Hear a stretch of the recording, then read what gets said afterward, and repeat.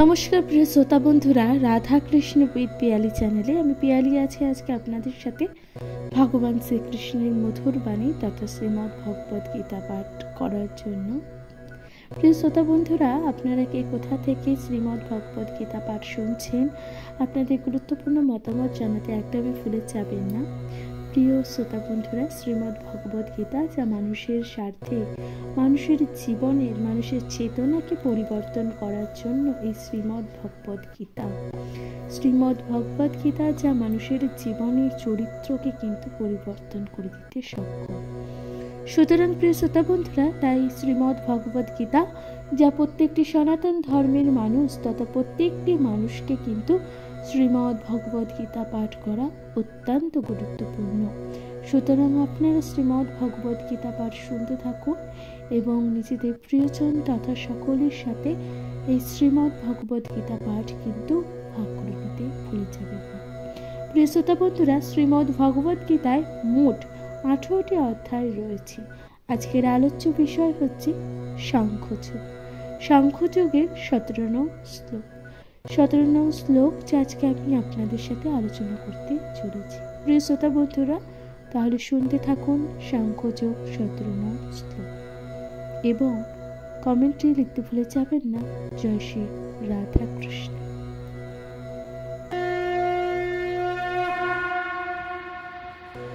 প্রিয় শ্রোতা বন্ধুরা, তাহলে 17 নং শ্লোকে কি বলছে?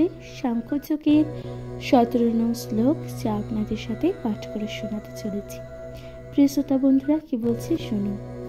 বলছে, অভিনাশী তু তদ্ধিতি যেন সর্বমিদং ততম বিনাশম ব্যয়স্যাস্য ন কশ্চিৎ কর্তুমহতি। প্রিয় শ্রোতা বন্ধুরা, তাহলে এর অনুবাদে কি আছে? অনুবাদে আছে, যা সমগ্র দেহে পরিব্যাপ্তি হয়ে রয়েছে তাকে তুমি অবিনাশী বলে জানবে। সেই অব্যয় আত্মাকে কেউ বিনাশ করতে সক্ষম নয়। প্রিয় শ্রোতা বন্ধুরা, তাহলে বুঝতে পারছেন এখানে কি বলার চেষ্টা করছে? প্রিয় শ্রোতা বন্ধুরা, তাহলে তাৎপর্য কি আছে যা আপনাদের সাথে পাঠ করে শোনাতে চলেছি? তাৎপর্যে রয়েছে, এই শ্লোকে আরো স্পষ্টভাবে সমগ্র দেহে ব্যাপ্ত আত্মার প্রকৃতি স্বরূপ ব্যাখ্যা করা হয়েছে, যে কেউ হৃদয়ঙ্গ করতে পারে না। সমগ্র দেহ জুড়ে কি বিস্তৃতি হয়ে রয়েছে সেটি চেতনা। প্রত্যেকেই তার দেহের সুখ ও বেদনা সম্বন্ধে আংশিকভাবে বা সামগ্রিকভাবে সচেতন। অর্থাৎ প্রত্যেক মানুষই কিন্তু তার দেহের অর্থাৎ তার নিজের দেহের কথা কিন্তু চিন্তা করে, আংশিকভাবে হোক বা সামগ্রিকভাবেই হোক না কেন। চেতনার এই বিস্তারে প্রত্যেকেই নিজের দেহের মধ্যে কিন্তু সীমাবদ্ধ। একজন দেহের সুখ দুঃখ অনুভূতির জন্য আরেকজনের কাছে কিন্তু অজ্ঞাত। তাই ভিন্ন ভিন্ন দেহে বিভিন্ন স্বতন্ত্র আত্মার মূর্ত রূপ এবং স্বতন্ত্র চেতনার মাধ্যমে আত্মার উপলব্ধি লক্ষণ দৃষ্ট হয়। এই আত্মার আয়তনে ক্লেশাগ্রহের 10 সহস্র ভাগের 1 ভাগের সমান বলে বর্ণনা করা হয়েছে। শ্বেতাত্তর উপনিষদে তা প্রতিপন্ন করা আছে। প্রিয় শ্রোতা বন্ধুরা, তাহলে কি বলেছে দেখুন। বলেছে যে বালাগ্রস্য শত ভাগস্য শতধা কল্পিতস্য চ ভাগো জীব স বিজ্ঞান স চান্তয়াত্ম কল্পতে। প্রিয় শ্রোতা বন্ধুরা, তাহলে এখানে কি বলা হচ্ছে? বলছে যে কেশাগ্রহকে শতভাগে ভাগ করে তার একটি ভাগকে আবার শতভাগে ভাগ করলে যে আয়তন হয়, আত্মার আয়তনও ঠিক ততক্ষণ। অর্থাৎ আত্মার আয়তন কতক্ষণ? কি বলছে আত্মার আয়তন সম্পর্কে? বলছে যে কেশাগ্রহকে শতভাগে, অর্থাৎ শত বলতে 100 ভাগকে, ঠিক আছে, ভাগ করে তার একটি ভাগকে আবার শতভাগে ভাগ করলে তার আয়তন যত।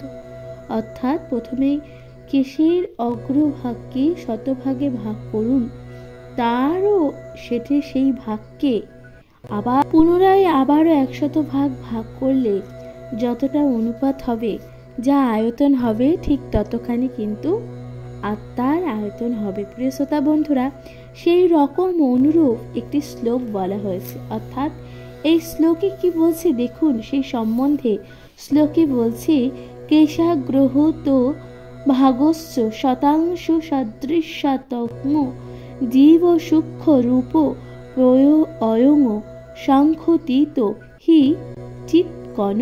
প্রিয় শ্রোতা বন্ধুরা, তাহলে এখানে কি বলছে দেখুন, অসংখ্য যে চিৎকণা রয়েছে তার আয়তনে কেশাগ্রহের 10,000 ভাগের 1 ভাগের কিন্তু সমান। সুতরাং স্বতন্ত্র জীবাত্মা একটি চিৎকণা, যার আয়তন পরমাণুর থেকেও অনেক ছোট। অর্থাৎ জীবের আয়তনের কতটুকু হয়, জীবের যে আত্মা তার আয়তন কতটুকুর কথা বলছি দেখুন, পরমাণুর থেকেও কিন্তু অনেক ছোট হয়, জীবের আত্মার কথা বলছে প্রিয় শ্রোতা বন্ধুরা। এবং সেই জীবাত্মা বা চিৎকণা সাংখ্যতীত, তাহলে বুঝতে পারছেন তা কিন্তু সংখ্যার অতীত, তাই না? এই অতি সূক্ষ্ম চিৎকণাগুলো জড় দেহের মূল তত্ত্ব। অর্থাৎ এই সূক্ষ্ম সেই চিৎকণা বা জীবাত্মাগুলোই কিন্তু মানুষের দেহের মূল উপাদান। তাই বলছে, কোনো ওষুধের প্রভাবে যেমন দেহের সর্বত্র ছড়িয়ে পড়ে, এই চিৎকণা বা স্ফুলিঙ্গের প্রভাবও তেমনি সারা দেহে জুড়ে বিস্তৃত থাকে। অর্থাৎ এই যে মানুষের দেহের ভেতরে যে আত্মা থাকে, সেই আত্মা কিন্তু তার দেহে, অর্থাৎ তার সারা দেহে কিন্তু জুড়ে বিস্তৃত থাকে। মানে তার সারা দেহে তার আত্মার বাস থাকেই বলেই তার জীব দেহটা কিন্তু সজ্ঞান। অর্থাৎ তার জীব দেহে সে ব্যক্তি হাঁটা চলা কর্ম সকল কিছু কিন্তু করতে পারছে, কারণ তার দেহের মধ্যে উপস্থিত আছে তার আত্মা। প্রিয় শ্রোতা বন্ধুরা, সেই জীবাত্মা আত্মার এই প্রভাবও চেতনা রূপে সমগ্র দেহে অনুভূতি হয় এবং সেটি আত্মার উপস্থিতির প্রমাণ। অর্থাৎ আত্মার যে উপস্থিতি তা কিভাবে বোঝা যায়, আত্মার যে চেতনা রূপে সমগ্র দেহে যে এক অনুভূতির সৃষ্টি হয়, সেটাই কিন্তু আত্মার উপস্থিতির প্রমাণ, যে কোনো সাধারণ মানুষ বুঝতে পারে না। এটা কিন্তু কোনো সাধারণ মানুষের পক্ষে বোঝা সম্ভব নয়। জড় দেহে চেতনা না থাকলে তা মৃত দেহে পরিণত হয়। সুতরাং কোনো মানুষের শরীরে যদি আত্মার বাস না থাকে, তাহলে তা মৃতদেহতে কিন্তু পরিণত হয়ে যায়। ভগবান তাই বলছেন দেখুন, এবং কোনো রকম জড় প্রচেষ্টার দ্বারাই আর সেই দেহে চেতনা ফিরিয়ে আনা যায় না। সুতরাং সেই দেহে যাই করুক না কেন, সেই দেহে কিন্তু আর চেতনা ফিরিয়ে আনা সম্ভবই নয়, তাই না? যে দেহ থেকে একবার আত্মা বেরিয়ে যায়, সেই দেহে কিন্তু আর পুনরায় আত্মা ফিরে আসতে পারে না। তাই চেতনার উদ্ভব জড় পদার্থের সংমিশ্রণের ফলে হয় না, তা হয় আত্মার থেকে। অর্থাৎ চেতনার যে উদ্ভব বা উৎপত্তি কিন্তু আত্মার থেকে হয়। আত্মার পারমাণবিক বা পরিমাণ সম্বন্ধে মুন্ডক উপনিষদে কিন্তু তা বলা হয়েছে। অর্থাৎ আত্মার যে সম্বন্ধে যদি আপনাদের জানতে ইচ্ছা করে, তাহলে কিন্তু আপনারা কিন্তু তাই প্রিয় শ্রোতা বন্ধুরা, এই আত্মার পরমাণুর বিষয় যদি আপনাদের জানতে ইচ্ছা হয়, তাহলে কিন্তু আপনারা মুন্ডক উপনিষদে কিন্তু জানতে পারবেন, কারণ ওখানে সুন্দরভাবে বর্ণনা করা আছে।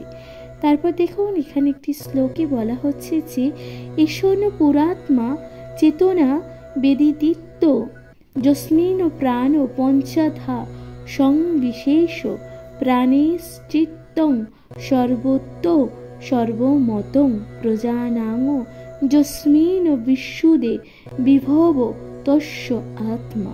প্রিয় শ্রোতা বন্ধুরা, তাহলে এই শ্লোকের অর্থ কি?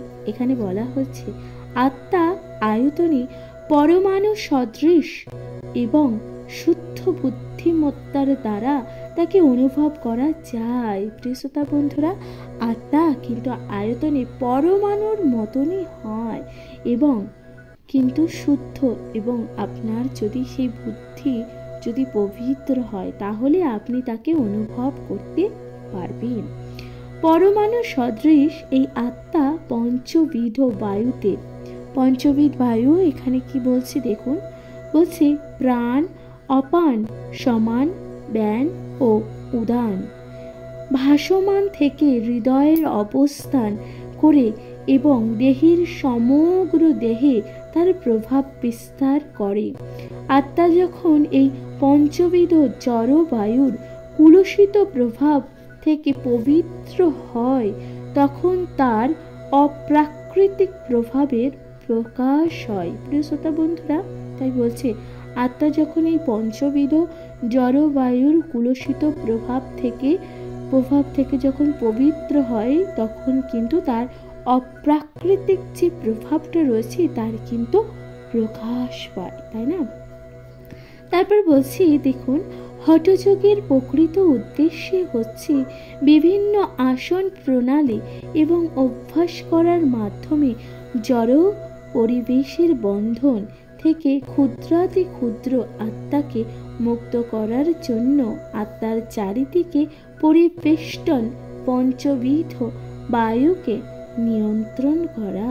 প্রিয় শ্রোতা বন্ধুরা, তাহলে কি বলছি দেখুন, যে আসন প্রণালী অর্থাৎ হঠযোগের অর্থাৎ প্রকৃত উদ্দেশ্য যদি হচ্ছে বিভিন্ন আসন প্রণালীর অভ্যাসের মাধ্যমে মানুষের যে ক্ষুদ্রাতি ক্ষুদ্র আত্মাকে মুক্ত করার জন্য আত্মার চারিদিকে পরিবেষ্টন অর্থাৎ পঞ্চবিধ বায়ুকে নিয়ন্ত্রণে রাখার জন্য, কোনো রকম জড় জাগতিক উদ্দেশ্য সাধন করার জন্য নয়, অর্থাৎ কোনো রকম জড় কিংবা জাগতিক উদ্দেশ্য সাধনের জন্য কিন্তু নয়।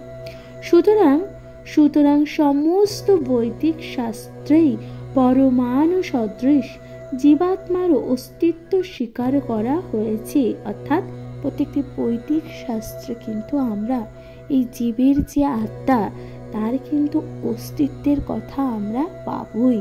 প্রিয় শ্রোতা বন্ধুরা, তাই বলা হচ্ছে যে সুস্থ বুদ্ধিমত্তা সম্পন্ন যে কোনো মানুষই উপলব্ধি করতে পারে যে আত্মা পরমাণু সদৃশ চিৎকণা। অর্থাৎ কোনো সুস্থ মস্তিষ্ক অর্থাৎ যে ব্যক্তি বুঝতে পারে যে আত্মা কিরকম হয়, আত্মা হয় পরমাণুর মতন সদৃশ। পরমাণুকে কি আমরা খালি চোখে দেখতে পাই? কখনোই তা না। সুতরাং আত্মাকেও আমরা কিন্তু দেখতে পাবো না। তাই বলছে এটা কিন্তু চিৎকণা মানে কণার মতন হয়, মানে একদমই জীবাত্মা অর্থাৎ চিৎকণা যেটাকে বলা হয় পরমাণুর মতন, যা খালি চোখে দেখা সম্ভব নয়। সুতরাং কেবল অপ্রকৃতিস্থ মানুষেরাই জীবাত্মাকে সর্বব্যাপ্ত বা বিষ্ণু তত্ত্ব বলে মনে করে। পরমাণু চৈতন্য বিশিষ্ট জীবাত্মার প্রভাবে একটি বিশেষ দেহের সর্বত্র পরিব্যাপ্ত হতে পারে, তা কিন্তু তা কোনো অবস্থাতেই সর্বব্যাপ্ত হতে পারে না। তাই মুণ্ডক উপনিষদে বলা হয়েছে যে প্রত্যেকটি জীবের হৃদয়ে জীবাত্মা বর্তমান থাকে। তাই মুণ্ডক উপনিষদে কিন্তু এটা বলা হয়েছে যে প্রত্যেকটি মানুষ অর্থাৎ প্রত্যেকটি জীবের অন্তরে কিন্তু জীবাত্মা থাকে এবং এই আত্মার পরিমাপ এত সূক্ষ্ম যে তা জড় বিজ্ঞানীদের চিন্তা শক্তির অতীত। এবং তাই বলছে এই আত্মার পরিমাপ যে এতটাই ছোট্ট হয় যে বিজ্ঞানীরাও কিন্তু তার চিন্তা শক্তি দ্বারা বুঝতে পারে না, তাদের চিন্তা শক্তির অতীত। আর তাই তাদের মধ্যে কেউ মূঢ়তা বশত আত্মার অস্তিত্বকে অস্বীকার করে। অর্থাৎ তাই তাদের মধ্যে বিজ্ঞানীদের মধ্যে এমনও অনেক বিজ্ঞানী আছে যে তারা মূর্খতার বশত কিন্তু সেই আত্মার অস্তিত্বকে কিন্তু অস্বীকার করে। শ্রোতা বন্ধুরা, তারপর বলছি দেখুন, স্বতন্ত্র পরমাণু সদৃশ আত্মা অবশ্যই পরমাত্মার সঙ্গে হৃদয়ে অবস্থান করে এবং তাই জীবদেহের সমস্ত কার্যকলাপ দেহের এই অংশ থেকে সঞ্চারিত হয়। যে সমস্ত রক্তকণিকা ফুসফুস থেকে অক্সিজেন বহন করে তারা তাদের শক্তি আরোহণ করে আত্মা থেকে। প্রিয় শ্রোতা বন্ধুরা, তাহলে কি বলছি দেখুন, বলছি যে আমাদের শরীরে যে সকল রক্তকণিকা রয়েছে ফুসফুস থেকে অক্সিজেন বহন করে তাদের যে শক্তি আরোহণ করে কোথা থেকে? আমাদের অন্তরে থাকা সেই জীবাত্মার থেকে। প্রিয় শ্রোতা বন্ধুরা, আত্মা যখন জড় দেহত্যাগ করে চলে যায় তখন রক্ত সঞ্চালন, শ্বাস প্রশ্বাস আদি দেহের সমস্ত ক্রিয়াকলাপই কিন্তু বন্ধ হয়ে যায়। অর্থাৎ কোনো মানুষের দেহের থেকে যখন তার আত্মা চলে যায়, তার প্রাণ যখন চলে যায়, তখন কিন্তু তার শরীরে রক্ত সঞ্চালন, তার হৃদস্পন্দন এবং তার নানান রকম অঙ্গ প্রত্যঙ্গের কাজ কিন্তু সম্পূর্ণ বন্ধ হয়ে যায়। প্রিয় শ্রোতা বন্ধুরা, এখানে বলছে দেখুন, চিকিৎসা বিজ্ঞান লোহিত রক্তকণিকা এই গুরুত্ব স্বীকার করে থাকে, কিন্তু সমস্ত শক্তির উৎস যে আত্মা তা বুঝতেই পারে না, তাই না? তবে চিকিৎসা বিজ্ঞান স্বীকার করে যে হৃদয় হচ্ছে দেহের সমস্ত শক্তির কেন্দ্রস্থল। তাই প্রিয় শ্রোতা বন্ধুরা, এই যে আমাদের শরীরে যে আত্মার অবস্থান রয়েছে, এই যে আত্মার মাধ্যমে আমাদের শরীরে কিন্তু নানান রকম শক্তির উৎপত্তি হচ্ছে। লোহিত কণিকার গুরুত্ব স্বীকার করে থাকে মানুষ, কিন্তু মানুষ এটা বুঝতেই চায় না যে আত্মার উপলব্ধি আছে। এটা কিন্তু চিকিৎসা বিজ্ঞান মেনে নেয় না অনেক সময়, কিন্তু চিকিৎসা বিজ্ঞান এটা স্বীকার করে যে হৃদয় হচ্ছে দেহের সকল শক্তির কেন্দ্রস্থল। অর্থাৎ আপনাদের বা মানুষের যখন হৃদস্পন্দন থেমে যায় তখন কিন্তু ব্যক্তির মৃত্যু হয়। সুতরাং হৃদস্পন্দন বা হৃদয় হচ্ছে ব্যক্তির সকল শক্তির উৎস।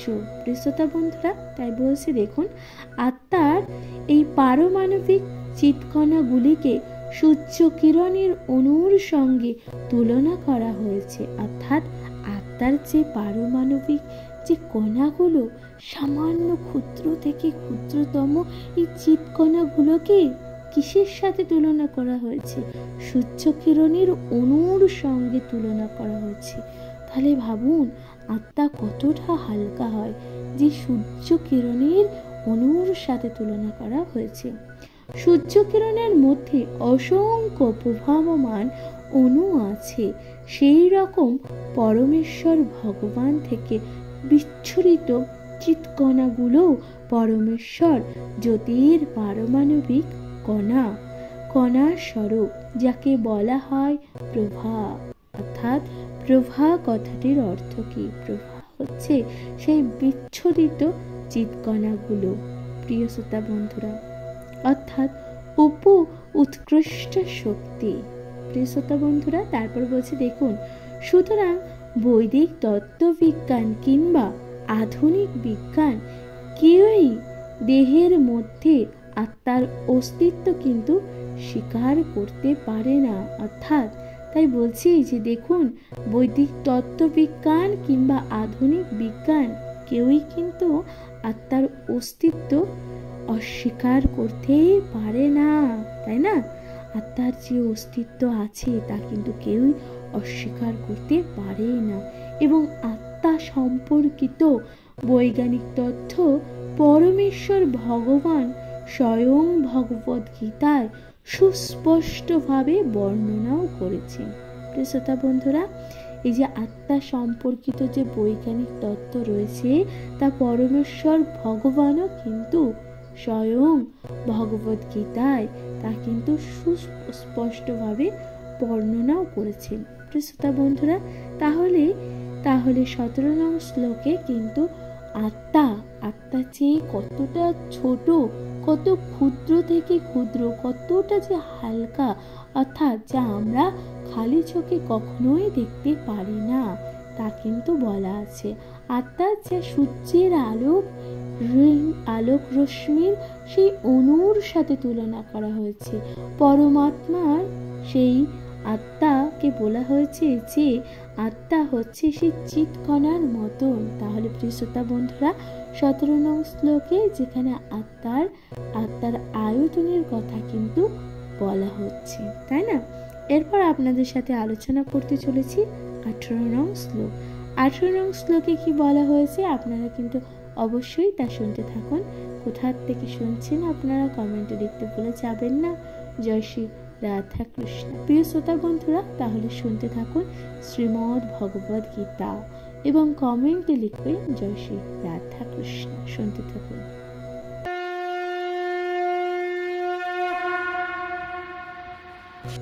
প্রিয় শ্রোতা বন্ধুরা, তাহলে সাংখ্যযোগের 18 নং শ্লোকে কি বলা হয়েছে দেখুন। সাংখ্যযোগের 18 নং শ্লোকে বলা হয়েছে, অন্ত বন্ত ইমে দেহা নিত্যই শোক্তা শরীরিণ অনাশীনয় ক্রময়স্য তস্মাৎ যুদ্ধস্য ভারত। প্রিয় শ্রোতা বন্ধুরা, তাহলে এর অনুবাদে কি আছে? অনুবাদে বলছে যে অবিনাশী, অপরিমেয় ও শাশ্বত আত্মার জড় দেহ অবশ্যই কিন্তু বিনাশশীল। প্রিয় শ্রোতা বন্ধুরা, বিনাশশীল, অতএব হে ভারত তুমি যুদ্ধ করো। তাহলে বলছে এখানে ভারত কাকে বলেছে জানেন? ভারত বলেছিল কিন্তু অর্জুনকে ভারত বলেছিল, তাই অর্জুনকে এখানে বলা হয়েছে যে তুমি যুদ্ধ করার কথা বলা হয়েছে। এই তাৎপর্য কি আছে দেখুন। তাৎপর্য বলেছে যে জড়দেহের সর্ব ধর্ম হচ্ছে বিনাশপ্রাপ্ত হওয়া।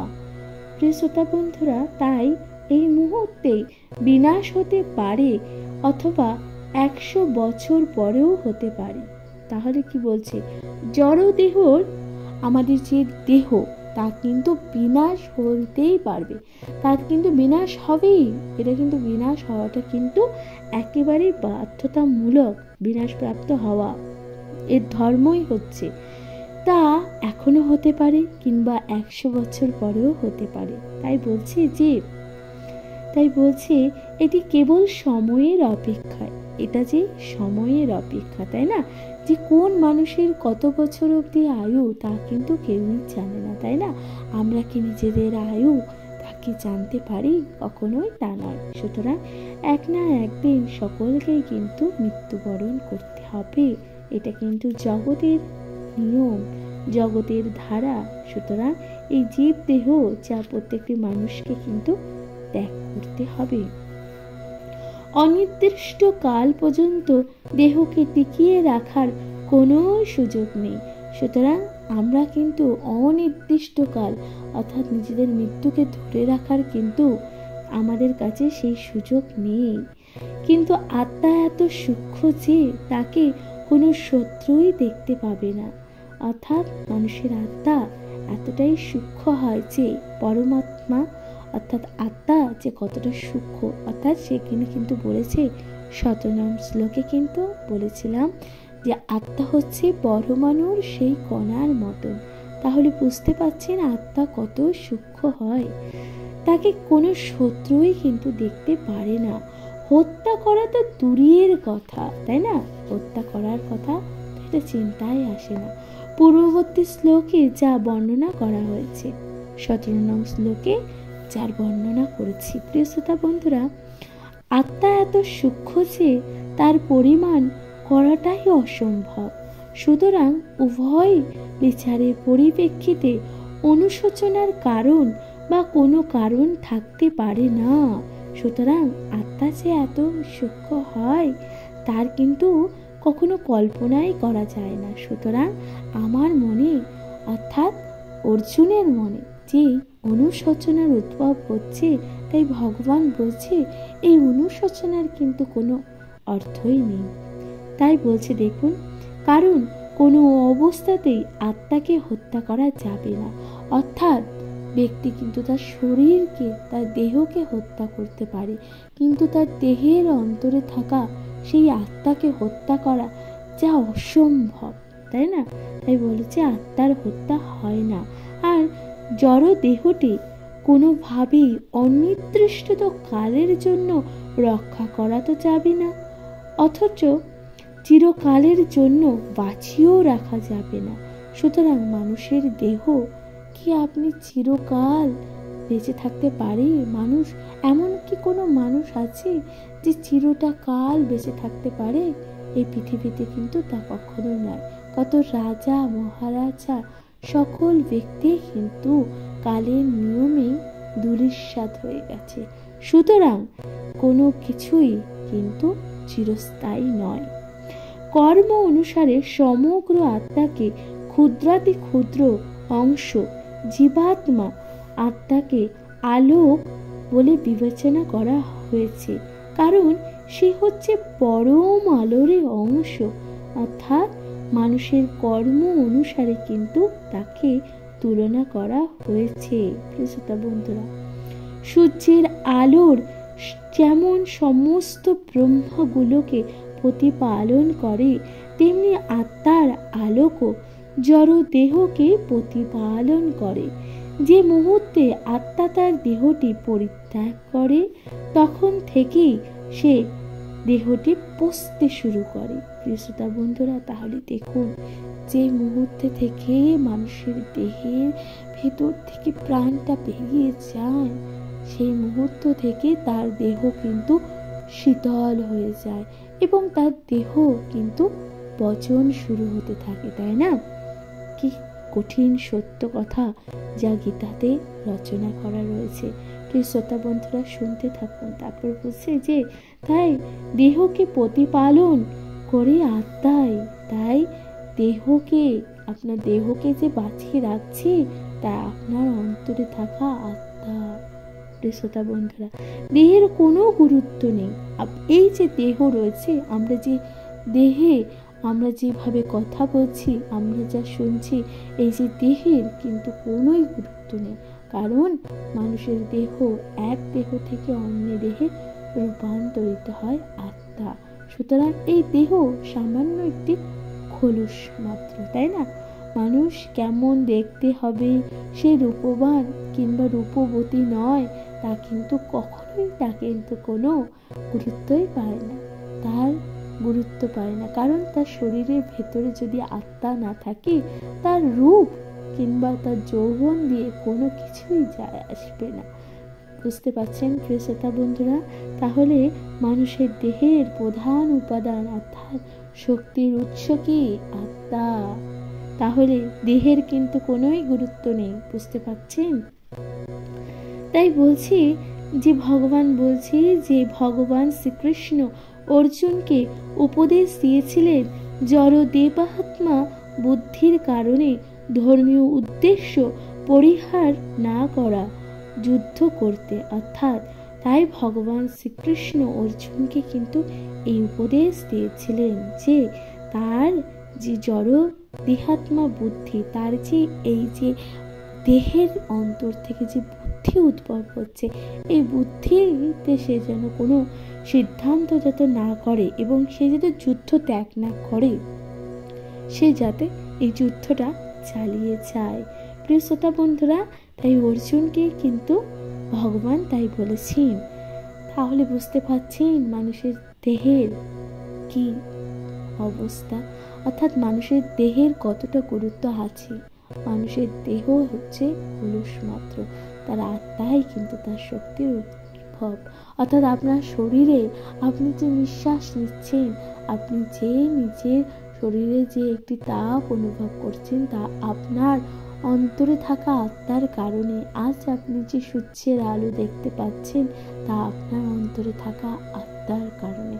আজ আপনার শরীর থেকে সেই আত্মা যদি বেরিয়ে যায়, তাহলে আপনি কিন্তু আর এই জগতে, জগৎ সংসারের আলো বা জগৎ সংসারকে কিন্তু দু চোখ ভরে দেখতে পারবেন না। প্রিয় শ্রোতা বন্ধুরা, তাহলে দেহের দেহের কিন্তু কোনোই গুরুত্ব নেই। সুতরাং আপনি দেখতে কতটা সুন্দর কিংবা সুন্দরী নন তা কিন্তু কখনোই গুরুত্ব পায় না। আপনার শরীরের ভেতরে থাকা সেই আত্মাই তা কিন্তু গুরুত্ব প্রাপ্ত পায়। সুতরাং প্রিয় শ্রোতা বন্ধুরা, 18 নং শ্লোকে তা কিন্তু সুন্দরভাবে বর্ণনা করা হয়েছে।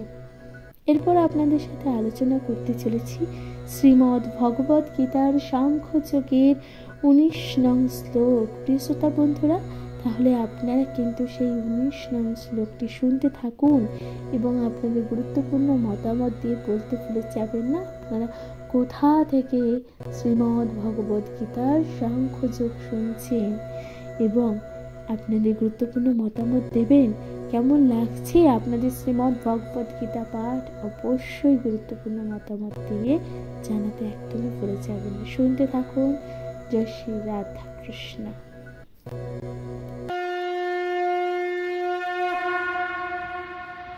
প্রিয় শ্রোতা বন্ধুরা, তাহলে সাংখ্যযোগের 19 নং শ্লোকে কি বলা হয়েছে দেখুন। 19 নং শ্লোকে বলা হয়েছে এনং বেত্তি হন্তারং যস্য নং মন্যতে হতম উভয় তো ন বিজানিত নায়ং হন্তি ন হন্যতে। প্রিয় শ্রোতা বন্ধুরা, তাহলে এর অনুবাদে কি আছে? অনুবাদে আছে, যিনি জীবাত্মাকে হন্তা বলে মনে করেন কিংবা যিনি একে নিহত ভাবেন, উভয় প্রকৃত জ্ঞানী নন। প্রিয় শ্রোতা বন্ধুরা, তাহলে কিন্তু উভয় মানুষ কিন্তু প্রকৃত জ্ঞানী নন, কারণ আত্মা কাউকে হত্যা করতে পারেই না, হত্যা করে না এবং কারোর দ্বারা নিহত হয় না, তাই না? আত্মা যা অমর, তাই না প্রিয় শ্রোতা বন্ধুরা? তাই এর তাৎপর্য কি আছে দেখুন। তাৎপর্য বলছি যে যখন কোনো দেহধারী জীব মারাত্মক অস্ত্রের দ্বারা আঘাতপ্রাপ্ত হয় তখন জানতে হবে যে দেহস্থিত আত্মার মৃত্যু হচ্ছে না।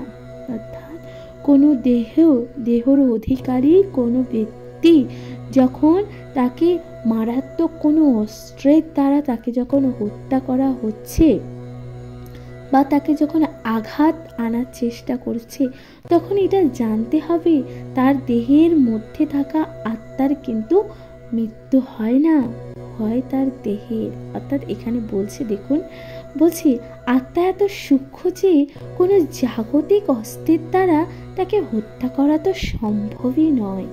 পরবর্তী শ্লোকে সে সম্বন্ধে বলা হয়েছে, অর্থাৎ আমরা কিন্তু 20 নং শ্লোকে তা জানতে পারবো।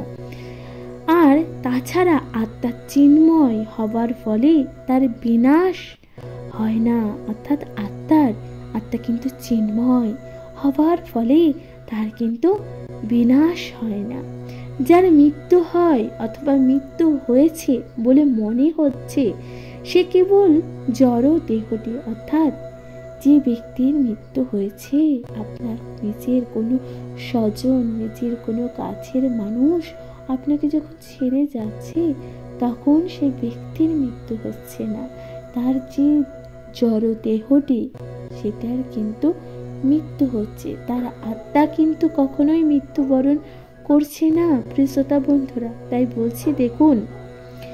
বলছি এখানে দেখুন, তা হচ্ছে কেবল জড় দেহটি। অবশ্য এর মাধ্যমে দেহকে হত্যা করার জন্য উৎসাহিত করা হচ্ছে না।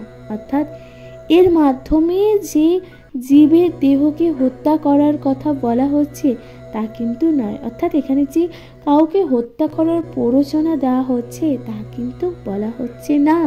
এখানে বলা হচ্ছে মানুষের ব্যক্তির মৃত্যু হতে পারে, কিন্তু তার কিন্তু আত্মার নয় প্রিয় শ্রোতা বন্ধুরা। তাই বলছি বেদে নির্দেশ দেওয়া হয়েছে মা হিংসাত্মক সর্বভূতানি, কোনো জীবের প্রতি হিংসা করো না, আবার আত্মা নিহত হয় না।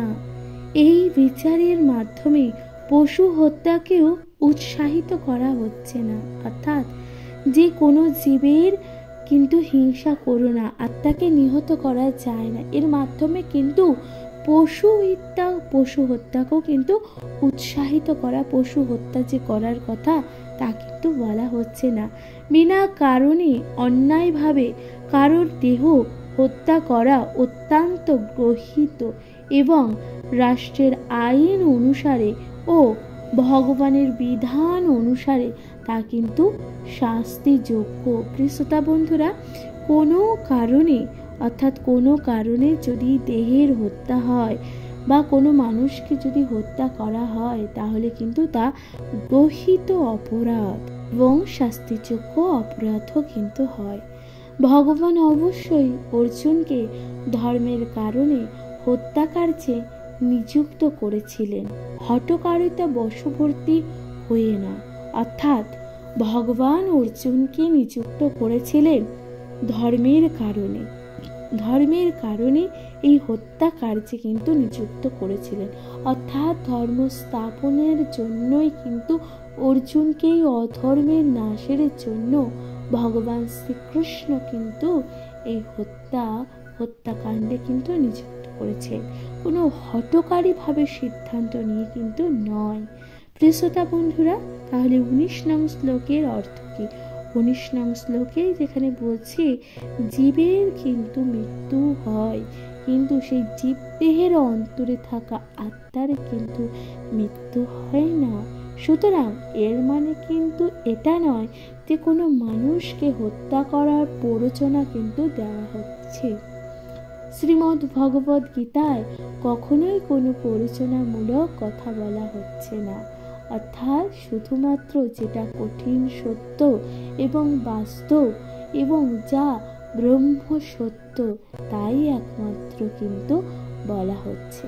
শ্রীমদ্ ভগবদ গীতায় এটা মানুষকে স্মরণ করা হচ্ছে যে এই পৃথিবীতে কোনো কিছুই স্থায়ী নয়, সকল কিছুই কিন্তু চিরস্থায়ী, যা কালের নিয়মে আসবে এবং কালের নিয়মে যা চলে যেতে হবে। তা কোনো ব্যক্তি হোক কিংবা কোনো পশু পাখি কিংবা যাই হোক না কেন, এই জড় দেহ কিন্তু সকলকে কিন্তু ত্যাগ করতে হয়। প্রকৃতির যেমন 6টি ঋতু পরিবর্তন হয়, যেমন গ্রীষ্ম, বর্ষা, শরৎ, হেমন্ত, শীত, বসন্ত যেমন পরিবর্তনশীল ঋতু আসে এবং যায়, ঠিক তেমনি মানুষের জীবনও কিন্তু পরিবর্তন হতে থাকবে। সুতরাং মানুষ নিজের দেহে কিন্তু সেই আত্মার অস্তিত্বের কারণে মানুষ তার দেহে শক্তি অনুভব করছে। সুতরাং সে ব্যক্তি আজ যে পৃথিবীর আলো বা এই জগৎ সংসারের যে আলো দেখতে পাচ্ছে, তা শুধুমাত্রই এই আত্মার কারণে। প্রিয় শ্রোতা বন্ধুরা, তাই ভগবান বলেছেন আত্মা যা অবিনশ্বর, আত্মার কিন্তু মৃত্যু হয় না, তাই না প্রিয় শ্রোতা বন্ধুরা? তাই এটা কিন্তু 19 নং শ্লোকে সুন্দরভাবে কিন্তু ব্যাখ্যা দেওয়া আছে। প্রিয় শ্রোতা বন্ধুরা, আশা করছি শ্রীমদ্ ভগবদ গীতা পাঠ আপনাদের ভালো লাগছে এবং আপনারা কে কোথা থেকে এই শ্রীমদ্ ভগবদ গীতা পাঠ শুনছেন, আপনাদের গুরুত্বপূর্ণ মতামতদের কমেন্টে লিখতে একদমই ভুলে যাবেন না।